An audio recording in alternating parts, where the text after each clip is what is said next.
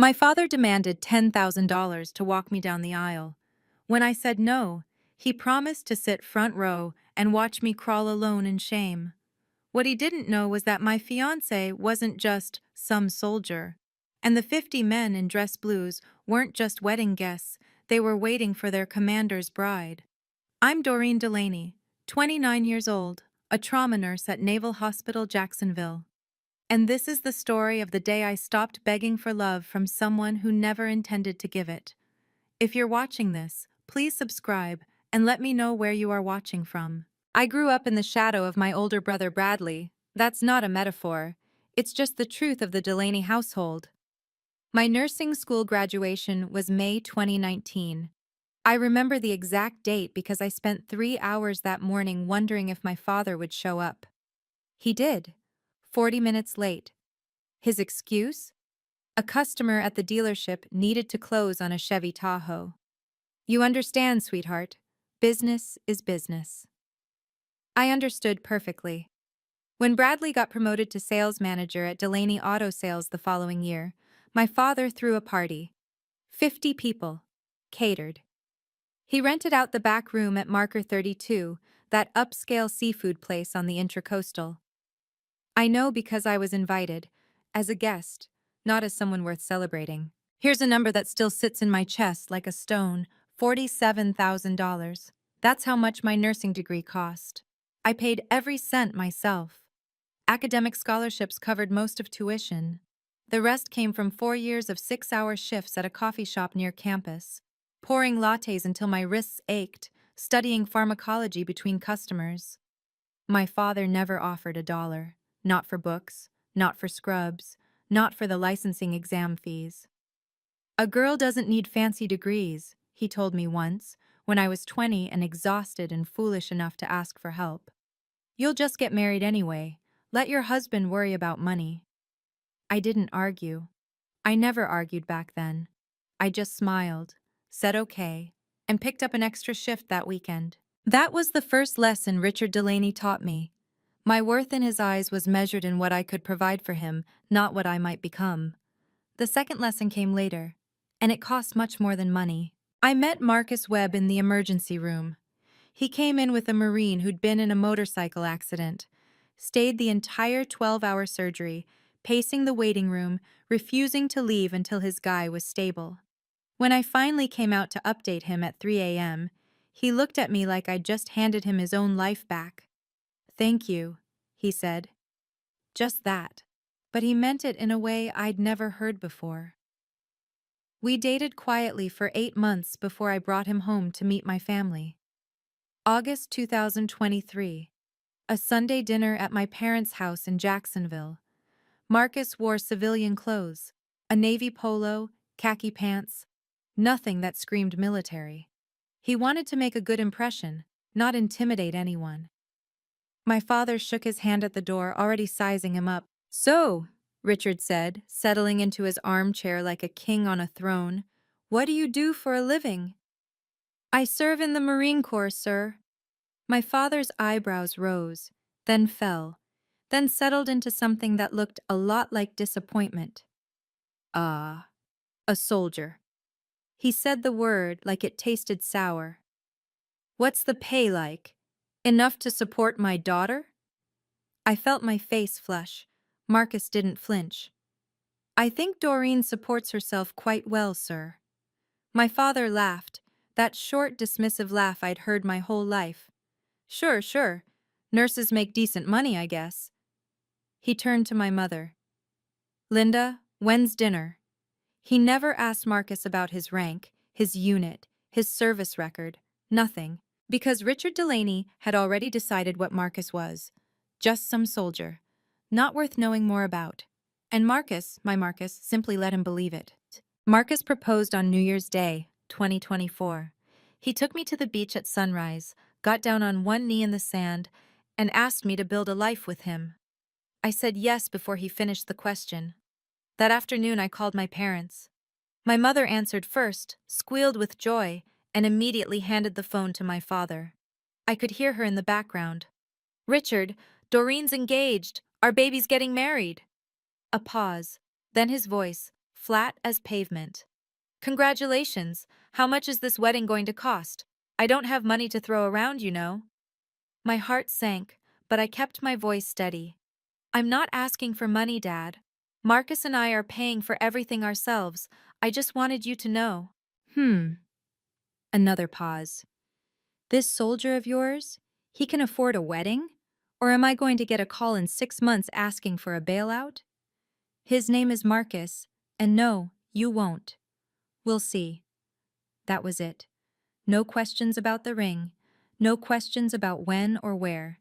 No, I'm happy for you. Or, I can't wait to meet him properly. He hung up after 45 seconds. I timed it. My mother called back 10 minutes later, apologizing in that soft, tired voice she'd perfected over 30 years of marriage. Your father's just stressed, sweetheart. Business has been slow, you know how he gets. I did know. I'd known my whole life. It's fine, Mom.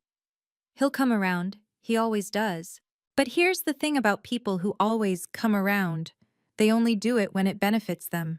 And my engagement to a man my father had already dismissed as worthless?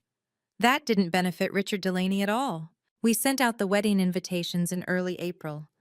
I designed them myself. Cream cardstock, elegant navy script, a small Marine Corps emblem embossed in gold at the corner. Subtle, but meaningful. The wording was traditional. Lieutenant Colonel Marcus Webb and Ms. Doreen Delaney request the honor of your presence at their marriage. Lieutenant Colonel. His rank, printed clearly, right there on the invitation. My parents received theirs on April 8th. I know because my mother texted me a photo. Got it. So beautiful, honey. I waited for my father to say something. Anything. 3 days later, I called to confirm they'd RSVP. Yes, yes, my father said, sounding distracted. June 14th. Got it on the calendar. Did you see the invitation? What did you think? It's fine. Fancy paper. I heard him shuffling something in the background. Bradley, hand me that invoice. Sorry, Doreen. I'm at the dealership. Was there something else? No, nothing else.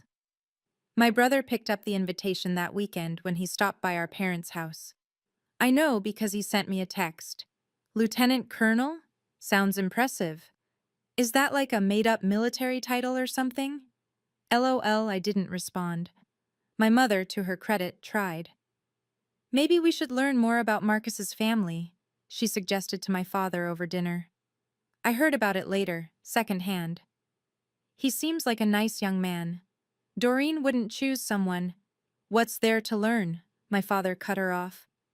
He's military. They're all the same. Follow orders, collect a pension. That's the whole game. The invitation sat on their kitchen counter for 2 weeks before my mother finally put it on the refrigerator. My father never read past the date. May 3rd, 2024. 6 weeks before my wedding. I was finishing a 12-hour shift in the trauma unit when my phone buzzed. My father's name on the screen. He almost never called me, maybe twice a year, birthdays if he remembered. I stepped into the break room and answered. Doreen? His voice had that tone I recognized from childhood, the negotiation voice, the one he used on customers before closing a deal. I've been thinking. About what? About the wedding, about my role in it. Something cold settled in my stomach. Okay. Walking you down the aisle, that's a big honor. A father's duty, sure, but also a privilege. It means something. It does. Good. Then you understand why I think you should show some appreciation. I gripped the phone tighter. What do you mean? $10,000. The break room felt suddenly airless. Excuse me? 10,000, he repeated, casual as if he were quoting the price on a used sedan. I raised you for 18 years, Doreen. Fed you, clothed you, kept a roof over your head. That's an investment. Now you're getting married, starting your own life. I think it's fair that you show some return on that investment. I couldn't speak. My father continued. Transfer the money before June 1st. Then we'll talk about the aisle. You're serious? Completely. Business is business, sweetheart. You should understand that by now. I felt my hands shaking. Not from fear, from something else, something I'd been pushing down for 29 years. And if I say no? A pause. When he spoke again, his voice was ice. Then I won't walk you, simple as that. But don't worry, I'll still be there. Front row. I want to see how you handle it when everyone watches you walk alone. He let that hang in the air. Think about it, Doreen. I'll be waiting. The line went dead. I stood in that break room for 5 full minutes, staring at my phone, trying to understand how my own father had just tried to extort me. I didn't tell Marcus right away. I drove home in silence, replayed the conversation in my head a dozen times, and convinced myself I'd misunderstood. But I hadn't. The words were clear. $10,000. Return on investment. Front row. That night I couldn't sleep. I lay in bed staring at the ceiling while Marcus breathed steadily beside me. At 2 a.m., he stirred. You're awake. I'm fine. You're not. He propped himself up on one elbow, studying my face in the darkness. What happened? So I told him. All of it. Marcus listened without interrupting. When I finished, he was quiet for a long moment. Then, what do you want to do? I don't know. My voice cracked. I hate that he's asking for money, but I stopped, ashamed of what I was about to admit. I'm scared of walking alone, in front of everyone. 187 people watching me, and my own father sitting there smirking because he won. Marcus reached for my hand. You don't need him to walk that aisle, Doreen. I know, but nothing. His voice was gentle but firm. Whatever you decide, I'm with you. If you want to pay him, I'll write the check myself. If you want to walk alone, I'll be waiting at the end. If you want to cancel the whole thing and elope on a beach somewhere, I'll pack a bag right now. I almost laughed. Almost. The decision is yours, he said, but I need you to know something. What? He squeezed my hand. You're stronger than you think. And you won't be alone. Not ever. I didn't understand what he meant. Not yet. But I would. 2 days later, I made my choice. May 5th, a Sunday morning. I sat at the kitchen table with my coffee going cold, phone in hand, heart pounding. My father answered on the second ring. Doreen, good news, I hope. I'm not paying you, Dad. Silence, then a slow exhale. That's your decision?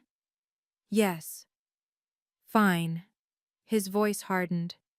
Then I won't be walking you anywhere. You can stumble down that aisle by yourself. I understand. But here's the thing, sweetheart. He was almost enjoying this now. I could hear it. I'm still coming. I'll be right there in the front row watching. I want to see the look on everyone's face when the bride's own father won't stand beside her. My grip tightened on the phone. That's your right. It is. And when this whole thing blows up in your face, when your soldier can't pay the bills and you come crawling back, remember this moment. Remember that you chose this. I will. Goodbye, Doreen. The line went dead. I set the phone down. My hands were trembling, but something else was happening too. Something that felt almost like relief. Marcus appeared in the doorway. He'd heard everything. You okay? No, I admitted, but I think I will be. He crossed the room and wrapped his arms around me. You did the right thing. Did I? You chose yourself, he said quietly. That's never the wrong choice. I leaned into him and let myself breathe. I didn't know what was coming, but I knew I was done paying for love that was never real. The family fallout came fast. My father, it turned out, was an excellent storyteller, at least when it came to making himself the victim. Within a week, his version of events had spread through every branch of the Delaney family tree. Doreen's being ungrateful, doesn't appreciate everything we did for her, won't even say thank you. My Aunt Patricia called first. Sweetheart, why are you being so difficult? $10,000? Is that really worth destroying your relationship with your father? He's asking me to pay him to walk me down the aisle. He's asking you to show respect. That's not respect, Aunt Patricia. That's extortion. She hung up on me. Bradley texted the next day. You're making Dad look bad. This is your fault. I didn't respond. The hardest call came from my mother. She was crying before she even said hello. Just pay it, Doreen. Please. It's not worth all this fighting. Mom, if I pay him, nothing will ever change. But it's your wedding, your special day. Don't you want it to be perfect? I want it to be honest. There's a difference. She didn't understand. I didn't expect her to. I'll be there, she finally said. But I'll be sitting with your father. I know, Mom. That night, I made a list of everyone who'd called to pressure me. 7 people in 5 days. Not one of them asked if I was okay. Marcus found me staring at the list at midnight. They chose their side, he said. Yeah. I crumpled the paper. Now I'm choosing mine. Something changed in Marcus after that night. He didn't say much. He never did when he was planning something. But I noticed the phone calls. Quick conversations in the other room. His voice low, professional, clipped. Work stuff, he said when I asked. Everything okay with the battalion? Fine, just logistics. I didn't push. Marcus had never given me a reason to doubt him, and with everything happening with my family, I didn't have the energy to worry about his schedule. But one evening, I overheard a fragment of conversation. He was in the study, door half open, phone pressed to his ear. I was walking past with a laundry basket when I caught a name. Thornton. Captain James Thornton. Marcus's aide. Timing needs to be precise, not the standard sequence. A pause. No, she doesn't know, and I want to keep it that way. I froze in the hallway. Just make sure everyone's in position. Full dress blues. Swords. Another pause. I'm counting on you, Thornton. He ended the call. I hurried away before he saw me. That night, lying in bed, I almost asked him. Almost. But there was something in his voice during that call. A certainty, a quiet authority, that made me trust whatever he was doing. Marcus had never let me down. Not once. So I closed my eyes and let the question go unanswered. Whatever he was planning, I would find out when he wanted me to. I just didn't realize it would change everything. Maggie Webb called me 3 days before the wedding. Sweetheart, I heard what happened. I was in my apartment surrounded by boxes of wedding favors and seating charts. Marcus told you? He didn't have to. A mother knows when something's wrong. Her voice was warm, unhurried. I also know your father is a damn fool, but that's beside the point. I laughed despite myself. Maggie. Listen to me, Doreen. I've been thinking. She paused. If you need someone to walk you down that aisle, I'd be honored to do it. The words hit me like a wave. You don't have to. I know I don't have to. I want to. Her voice softened. In a few days, you're going to be my daughter. Legally, officially, all of it. But in my heart, you've been my daughter since the first time Marcus brought you to Sunday dinner and you helped me wash dishes without being asked. I couldn't speak. My throat was too tight.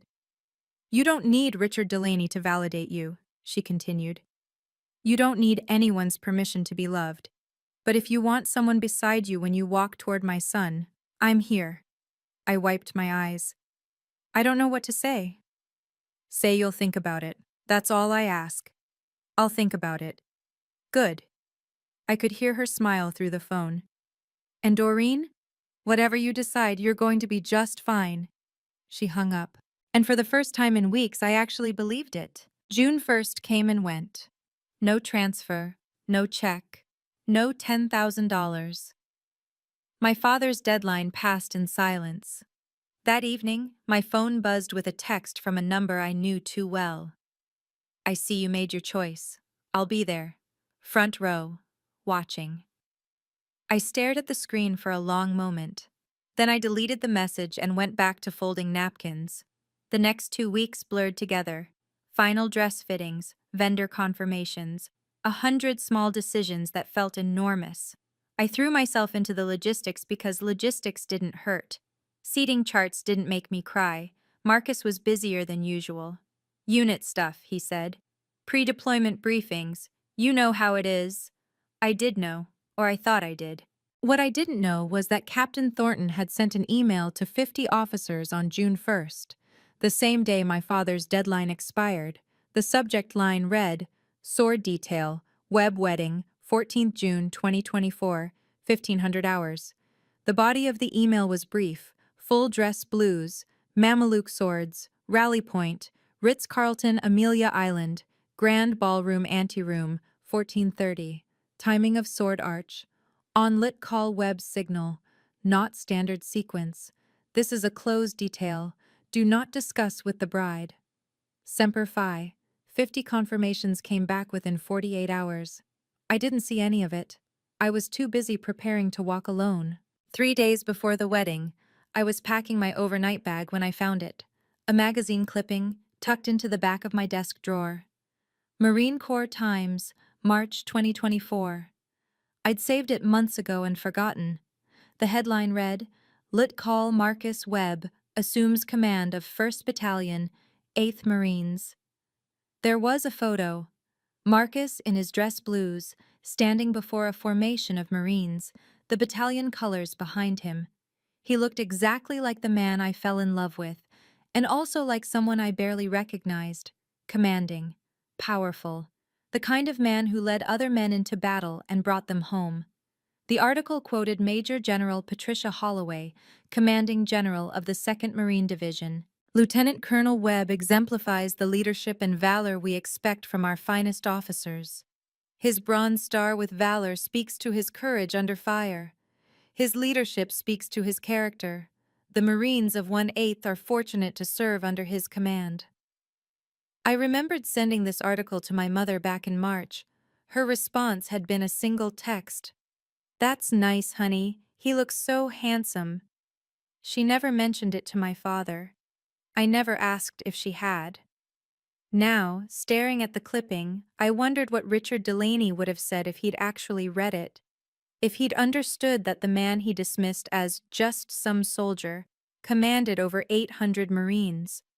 That generals praised his valor, that he'd earned medals for courage under fire. But my father hadn't asked, hadn't cared enough to ask, and Marcus, my quiet, steady Marcus, had never corrected him. I folded the article carefully and slipped it into my suitcase.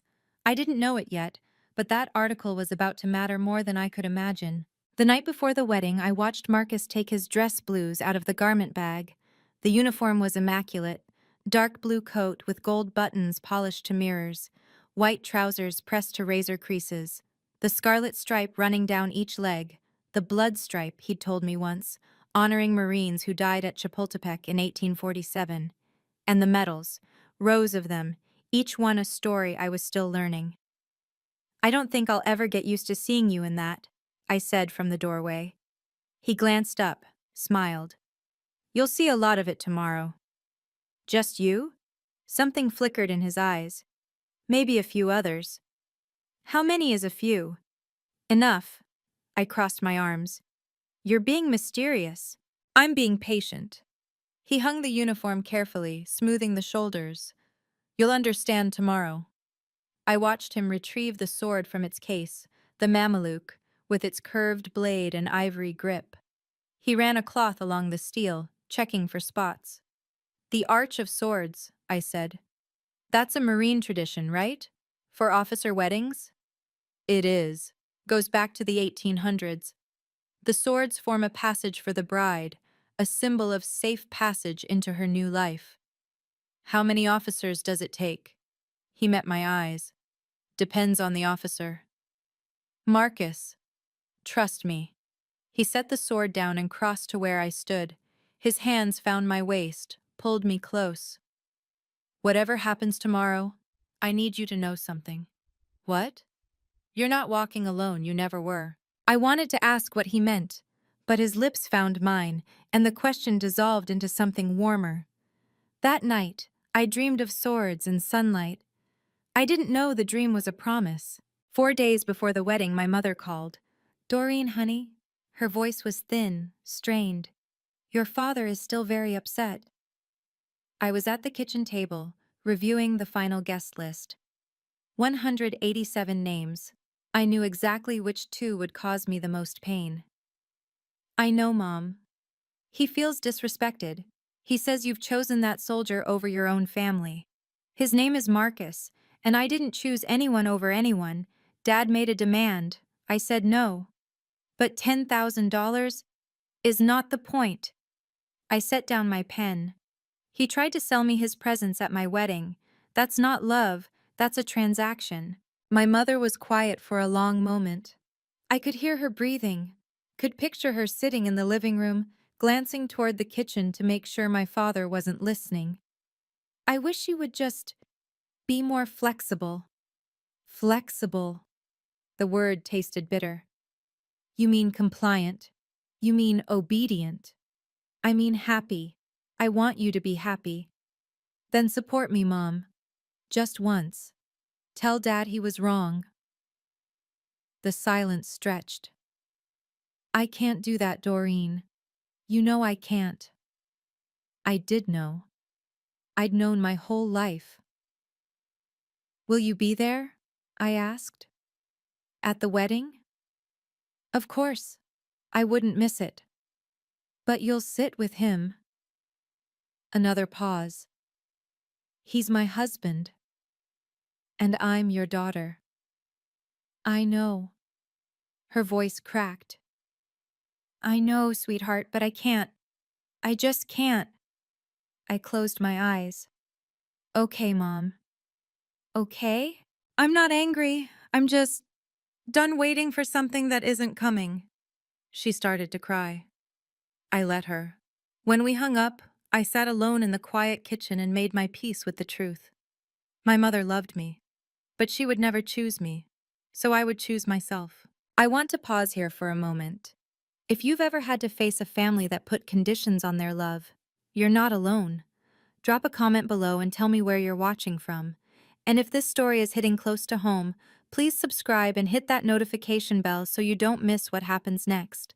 Because my wedding day, that's where everything changed. June 14th, 2024. My wedding day. I woke at 6 a.m. in a suite at the Ritz-Carlton, Amelia Island. The ocean was visible through floor-to-ceiling windows, gray-blue and endless. The sun was just beginning to rise, painting the water in shades of gold. My wedding dress hung on the closet door. A-line silhouette, simple and elegant. No train, no drama. Just clean lines and soft fabric that made me feel like myself. My phone buzzed on the nightstand. A text from my father, sent at 7 o'clock a.m. "I'm here. Front row. Let's see how this goes." I stared at the message for a long moment. Then I deleted it. A knock at the door. Maggie's voice. "Sweetheart? I brought breakfast." I opened the door, and she was there with a tray of fruit and pastries and a pot of coffee. She took one look at my face and set everything down. "Oh, honey." She wrapped her arms around me, and I let myself be held. I hadn't realized how much I needed it. "He texted me," I whispered. "He's here. He's going to watch." "Let him watch." Maggie pulled back, her hands on my shoulders. "Let him see what he's missing. Let him see that you don't need him." "But I'm walking alone." "Are you?" She smiled, a strange, knowing smile. "Doreen, I'm going to tell you something my son told me to keep secret, but I think you need to hear it now." My heart stuttered. "What?" "You're not walking alone today. You never were." "Maggie, what does that mean?" She kissed my forehead. "You'll see. Just trust him." She picked up the breakfast tray and left me standing there, confused and terrified, and for the first time all morning, something close to hopeful. By 2 p.m., the grand ballroom was filling with guests. I watched from a window on the second floor, hidden behind a curtain. 187 people, dressed in their finest, taking their seats in rows of white chairs. The aisle stretched between them, covered in rose petals, leading to an arch of white flowers where Marcus would be waiting. And there, in the front row on the bride's side, sat my father. Richard Delaney wore his best gray suit, the one he saved for car shows and Rotary Club dinners. He was smiling, shaking hands with relatives, playing the gracious patriarch. From this distance, you'd think he was the proudest father in the world. I could hear fragments of his voice drifting up. So happy for her. Of course I'm here. Family is everything. Bradley sat beside him, nodding along. My mother was on my father's other side, hands folded in her lap, eyes fixed on the floor. On the groom's side, the seating was different. The front row held a woman I recognized from Marcus's photos. Major General Patricia Holloway, Commanding General of the 2nd Marine Division. She wore her dress blues, medals gleaming, 2 silver stars on each shoulder. She sat straight-backed and still, radiating a quiet authority that made everyone around her seem smaller. My father glanced across the aisle at her. I saw his brow furrow slightly. Confusion, not recognition. "Who's the lady in uniform?" I heard him ask my mother. "I don't know. Someone from Marcus's work, I suppose." He turned back to his conversation. "Lot of military types here. You'd think we were at a parade." He didn't notice the 2 stars. He didn't notice anything, but he would. At 2:30 they began to arrive, one by one, then in pairs, then in groups. Men in Marine Corps dress blues filed into the ballroom. Dark coats, white trousers, gold buttons catching the afternoon light. Each one moved with the same precision, the same quiet confidence. They didn't sit together. They spread throughout the groom's side, filling gaps between civilian guests, until the entire right half of the room seemed to shimmer with navy and gold. I counted them from my window. 10, 20, 30, 40, 50, 50 officers, 50 swords at their sides. The civilian guests began to whisper. I could see heads turning, fingers pointing discreetly. This wasn't a normal wedding. This was something else. My father noticed too. His smile faltered. He leaned toward Bradley. "Why are there so many soldiers? Does that guy know the whole damn military?" "Marines, Dad. They're Marines." "Whatever. It's like a recruitment ad in here." He laughed at his own joke. No one around him laughed with him. I watched him scan the room, trying to reassert his confidence. He straightened his tie, crossed his arms, uncrossed them. But something had shifted. The balance of power in that room was no longer what he expected, and he was starting to feel it. From my window, I saw Captain Thornton slip in through a side door. He caught the eye of another officer, nodded once, and took his position near the front. Whatever was about to happen, it was almost time. 2:55 p.m., 5 minutes to go. I stood in the anteroom behind the ballroom doors, bouquet in hand, heart hammering against my ribs. Through the heavy oak I could hear the string quartet playing Pachelbel's canon, the processional music I'd chosen months ago, before everything fell apart. The wedding coordinator touched my elbow. "Ms. Delaney, we're almost ready. Will someone be escorting you?" I shook my head. "I'm walking alone." She nodded, professional sympathy in her eyes. "Of course, whenever you're ready." I wasn't ready. I didn't think I'd ever be ready. But I thought of Marcus waiting at the altar, of Maggie's words this morning, of the 50 officers I'd watched file into that room. "You're not walking alone. You never were." What did that mean? Inside the ballroom, my father was waiting. I could picture him perfectly, front row, arms crossed, that satisfied smirk on his face. He'd come to watch me fail, to see me humiliated, to prove that without him, I was nothing. The music shifted. The coordinator opened the doors a crack. "It's time, Ms. Delaney." I took a breath, then another. Behind those doors were 187 people. My father, my mother, my brother, everyone who'd ever doubted me. And Marcus. Always Marcus. I stepped forward. The doors began to open. And then, something happened that I will never, ever forget. The doors swung wide and I saw the aisle stretching before me. Empty, rose petals scattered like promises. For one heartbeat, there was silence. Then, movement. 50 men in dress blues rose from their seats, not scattered, not random, synchronized like a wave of navy and gold crashing toward the center aisle.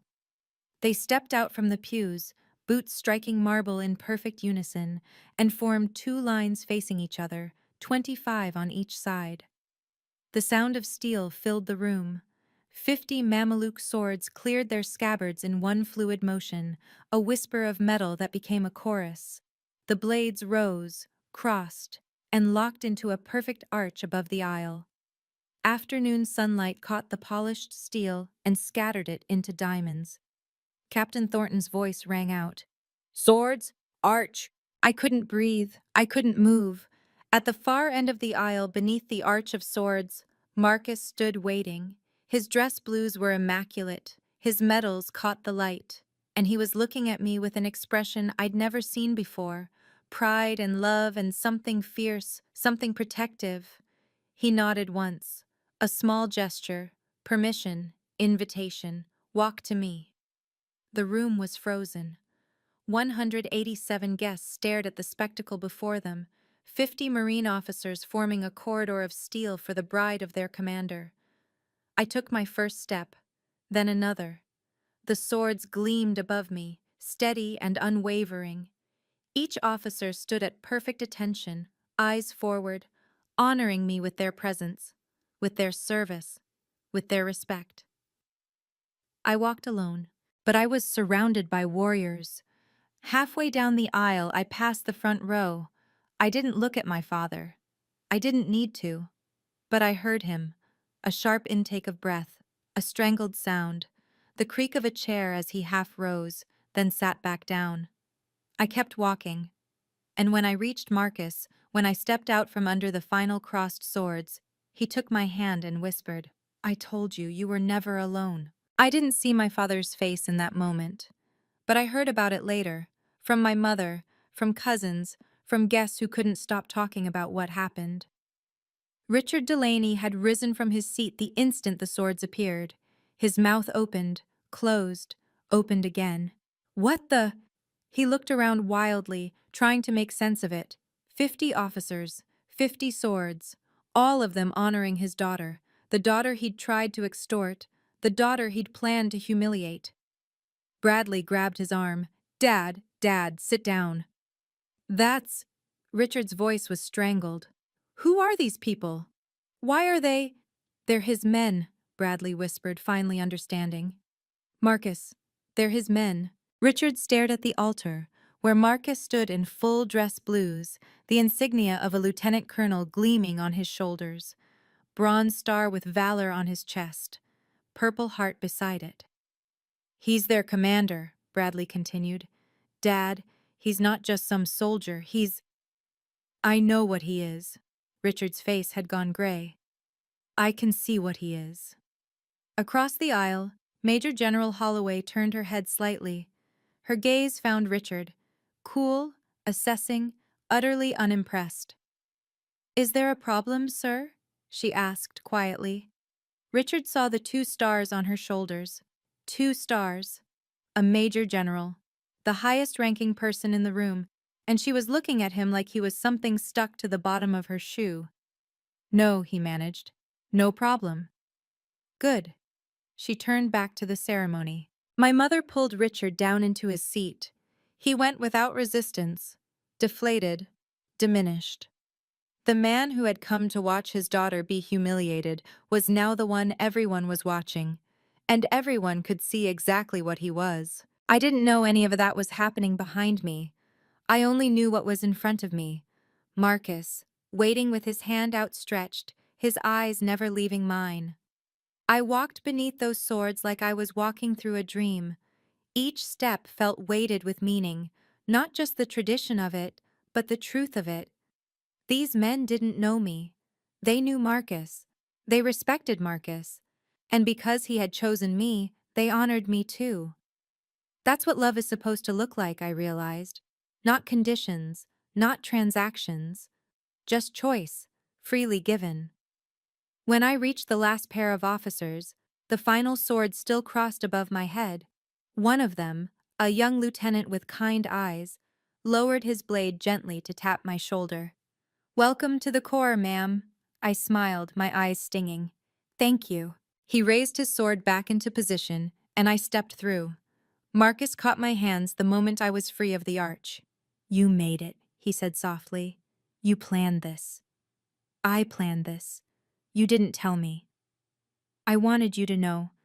He paused, choosing his words. "I wanted you to feel it, not just hear it. You're not alone, Doreen. You never have to be alone again." Behind us, the 50 officers sheathed their swords in perfect unison. The sound of steel sliding home was like a promise being sealed. The officiant cleared his throat. "Shall we begin?" Marcus looked at me. I looked at him. "Yes," I said. "Let's begin." And as the ceremony started, I didn't spare a single glance for the man in the front row. He was no longer relevant. He never had been. The ceremony was simple. Traditional vows, the exchange of rings, a kiss that felt like coming home. But underneath the ritual, something else was happening. I could feel it in the room, a shift in attention, a redistribution of respect. The guests weren't watching my father anymore. They were watching us. Watching the 50 officers who had returned to their seats but still radiated quiet authority. Watching Major General Holloway nod approvingly as Marcus slipped the ring onto my finger. My father sat motionless, arms no longer crossed, hands gripping his knees, face the color of old paper. The whispers had started before I even reached the altar. Now they were spreading through the bride's side like wildfire. "Did you see that, 50 Marines? Her husband commands them, a lieutenant colonel. Richard said he was just a soldier, just some nobody." Clearly Richard was wrong. My Aunt Patricia, the same aunt who'd called me difficult, leaned toward my mother. "Linda, why didn't you tell us? This is... My mother didn't answer. She was crying silently, though I couldn't tell if they were tears of joy or shame. When the officiant pronounced us husband and wife, the room erupted in applause. The 50 officers rose first, a standing ovation from warriors. My father stayed seated. As Marcus and I turned to walk back down the aisle, the swords came out again. Another arch, another honor. This time, when we passed through, I let myself smile. I had walked in alone. I was walking out with an army. If you're still here, thank you for staying with me.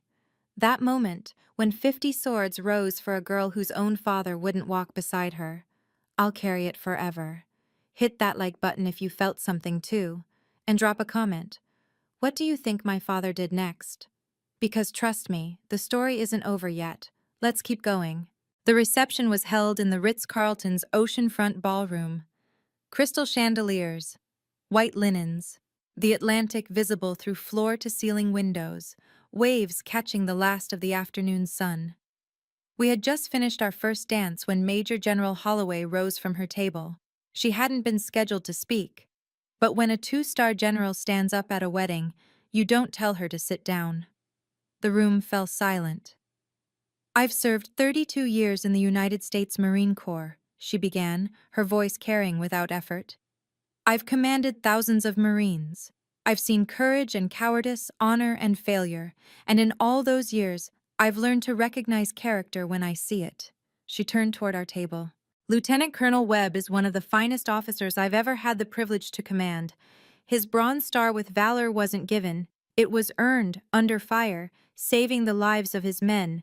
His leadership isn't a title, it's a practice. Every day." The room was absolutely still. And today, I watched him honor his bride in a way that tells me everything I need to know about who he is. She looked at me now, her gaze warm but direct.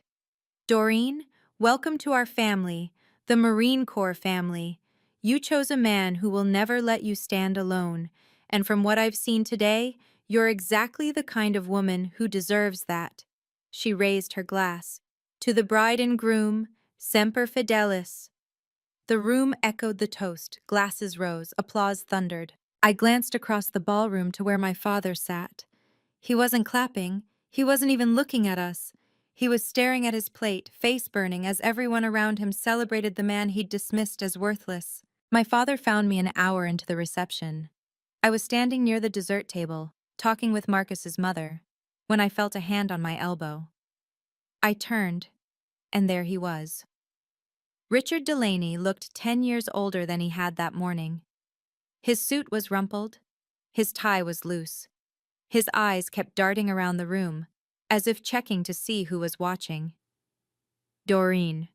His voice was low, almost pleading. Can we talk? I handed my champagne glass to Maggie. What do you want to say, Dad? I didn't know.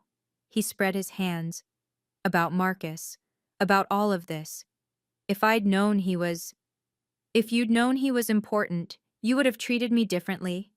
He blinked. That's not what I... That's exactly what you mean.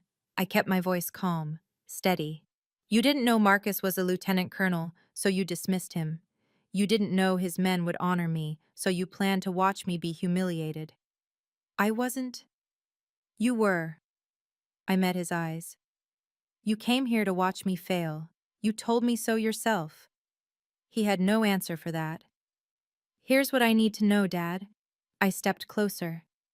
Are you sorry for not knowing who Marcus was? Or are you sorry for trying to sell me your love for $10,000? The silence between us stretched. His mouth opened, closed. That's what I thought. I turned back to Maggie, who was watching with quiet approval. Excuse me, Dad. I have guests to thank. I walked away. I didn't look back. I didn't. Marcus found Richard on the terrace 20 minutes later. I didn't witness the conversation, but Marcus told me about it that night, word for word. He's precise like that. Richard was standing alone, staring at the ocean, a whiskey in his hand. He didn't turn when Marcus approached. Mr. Delaney. Lieutenant Colonel. The title came out bitter, almost mocking. I suppose I should call you that now. You can call me Marcus, that's my name. Richard finally turned. His eyes were red. Why didn't you tell me? All those months... You never asked. Marcus's voice was level. You called me that soldier. You asked about my salary. You made assumptions. I didn't correct them because, frankly, sir, it wasn't my job to impress you. Richard's jaw tightened. I'm her father. Yes, and fathers don't charge their daughters for love. The words hung in the salt air. Doreen is my wife now, Marcus continued. She doesn't need your approval to be happy. But if you want to be part of our lives, if you want to know your future grandchildren, you'll need to earn that. And you can start by treating her with the respect she's always deserved. Richard said nothing. Marcus straightened his jacket. Enjoy the rest of the evening, Mr. Delaney. He walked back inside, leaving Richard alone with the waves and the weight of everything he'd lost. When Marcus returned to my side, I squeezed his hand.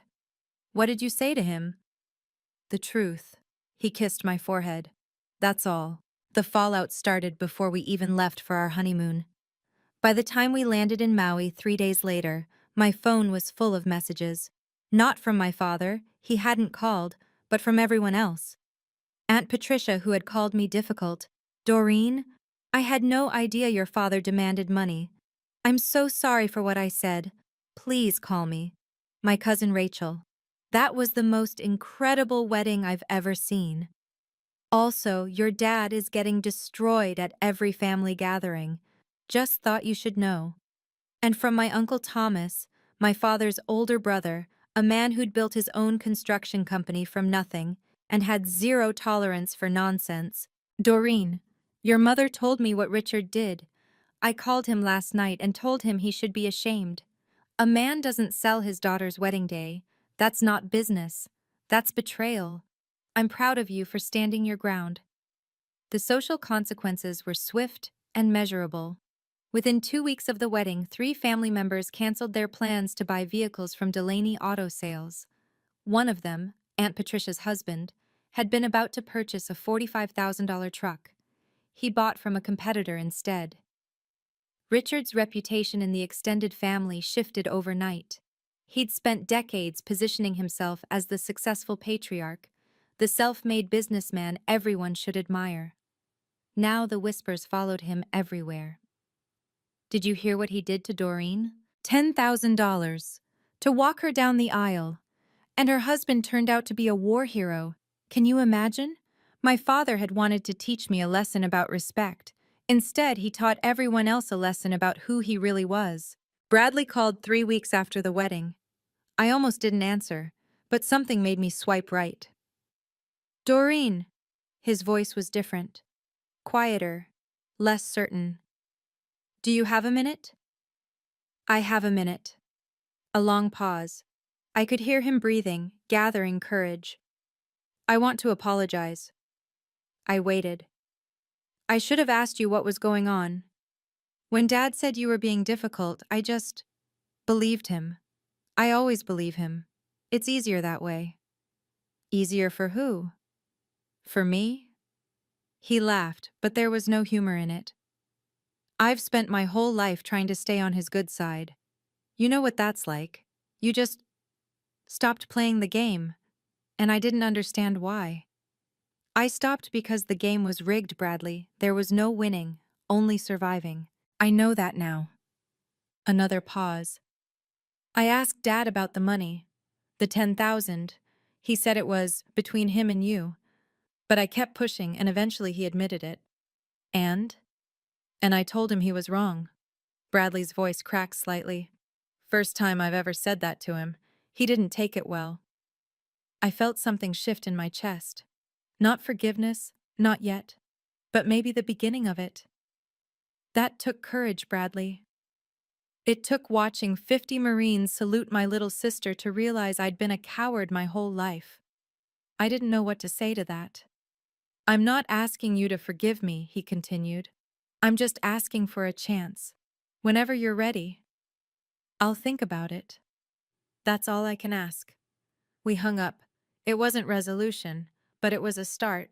My mother came to visit 1 month after the wedding. She came alone. That was the first surprise. The second surprise was what she said when I opened the door. I'm sorry, Doreen. I should have protected you. I didn't. And I need you to know that I know I failed. I stood there frozen as she began to cry. We sat in my living room for 2 hours.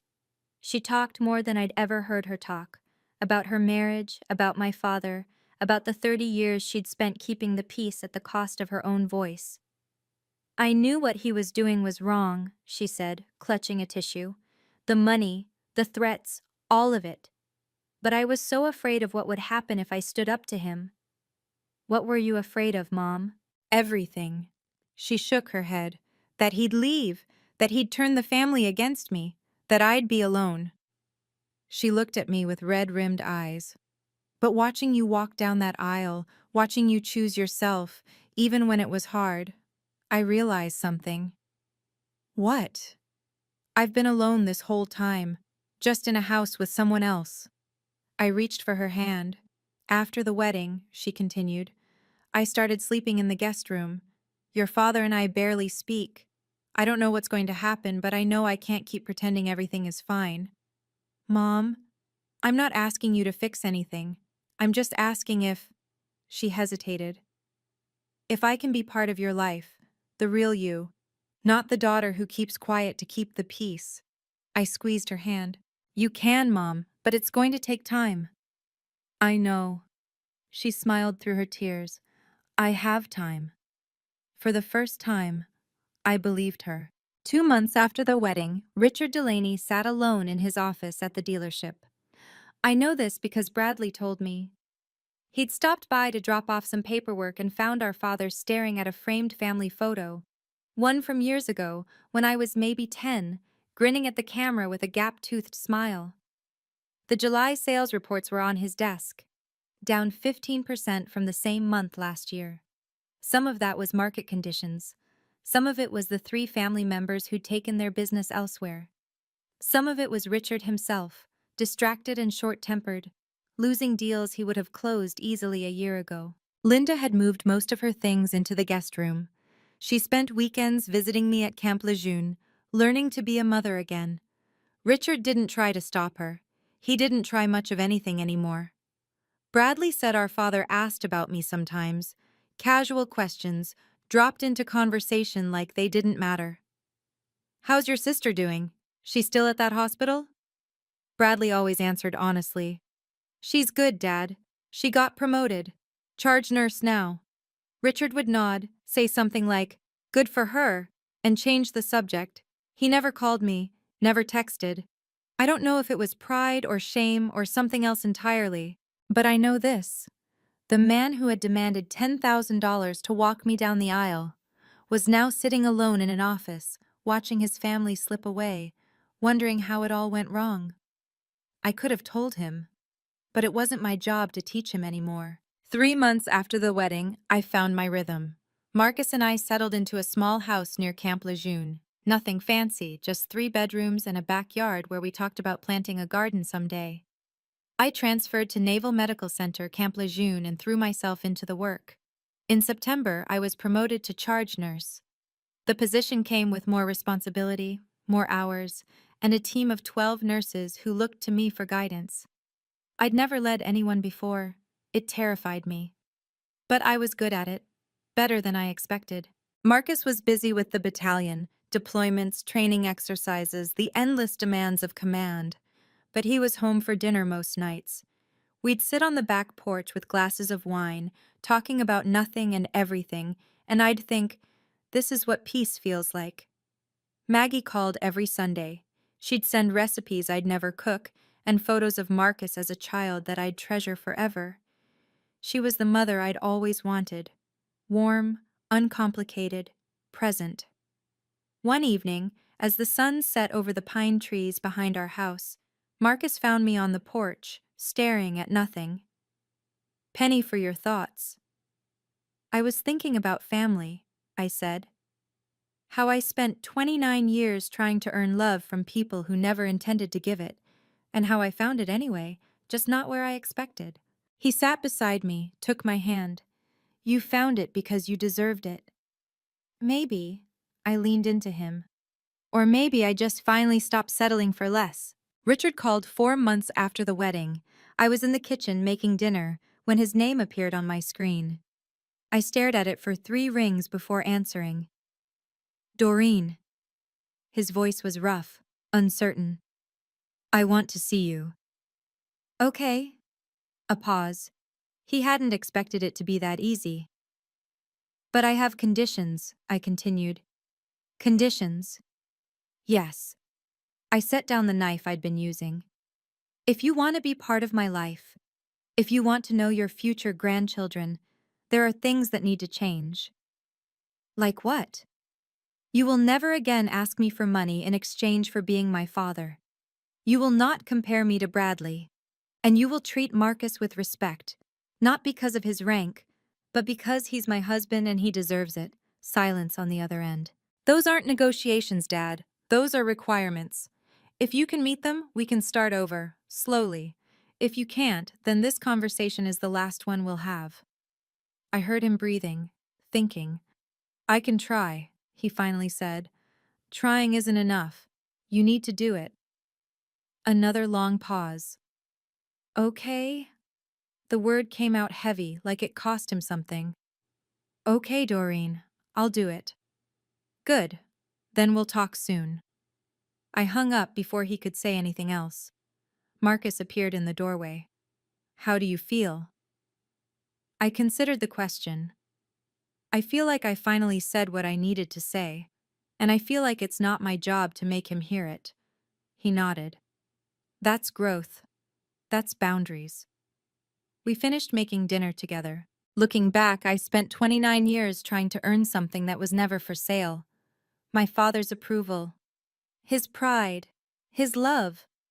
I thought if I worked hard enough, achieved enough, stayed quiet enough, he would finally see me, finally value me.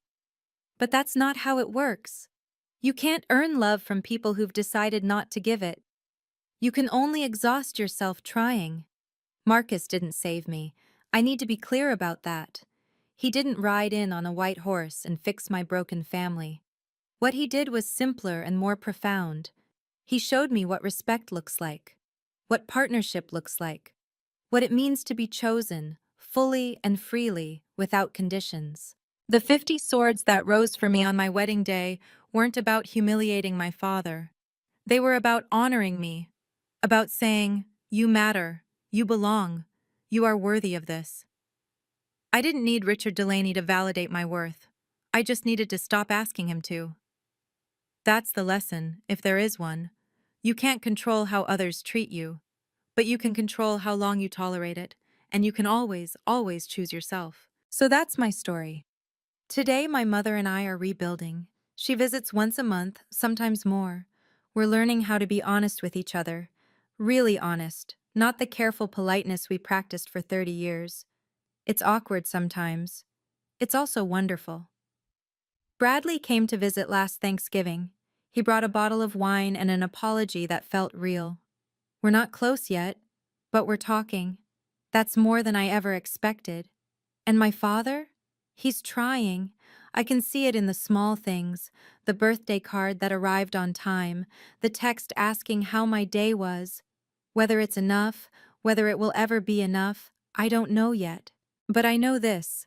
I will never again pay for love that should be free.